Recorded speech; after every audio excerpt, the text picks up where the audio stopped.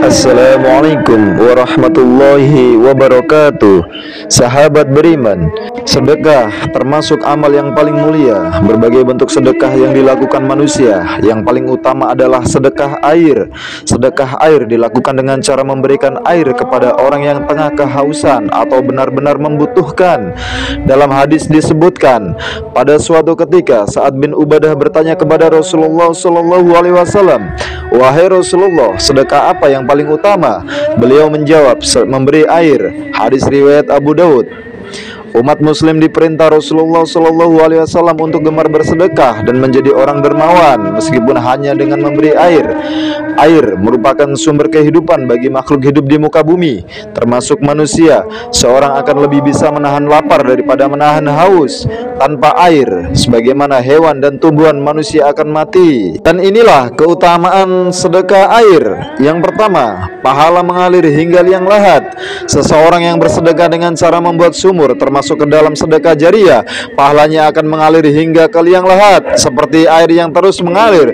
Lebih berkah lagi apabila air tersebut digunakan untuk wudu, mandi, dan keperluan yang berfaedah lainnya. Dari Abu Hurairah radhiyallahu anhu bahwasanya Rasulullah SAW bersabda, apabila seseorang meninggal dunia, maka terputuslah semua amalnya kecuali 3 perkara, yaitu sedekah jariyah, ilmu yang dapat diambil manfaatnya, atau anak soleh yang mendoakannya. Hadis riwayat Muslim. Yang kedua, mendatangkan ampunan Allah Subhanahu wa taala. Dari hadis Imam Bukhari dan Muslim dari Abu Hurairah, suatu ketika seorang laki-laki sedang kehausan di perjalanan. Kemudian dia menemukan sumur dan minum, lalu melihat seekor anjing menjilat tanah karena haus. Demi Allah, anjing ini menderita kehausan sebagaimana saya. Dia pun mengisi sepatunya dengan air dan memberi minum kepada anjing itu.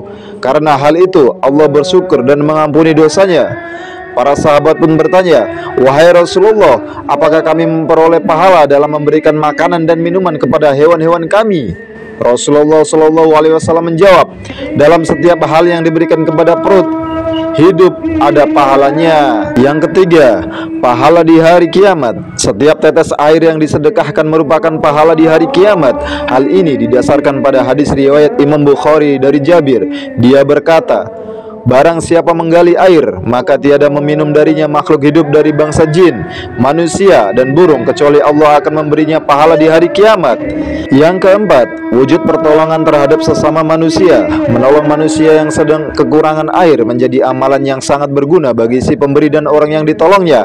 Misalnya, terdapat sekelompok masyarakat yang sedang kesusahan mendapat air. Ketika seorang berwakaf atau sedekah untuk membuat sumur, jelas bantuan ini sangat bermanfaat bagi sekelompok masyarakat yang sedang kesusahan tersebut.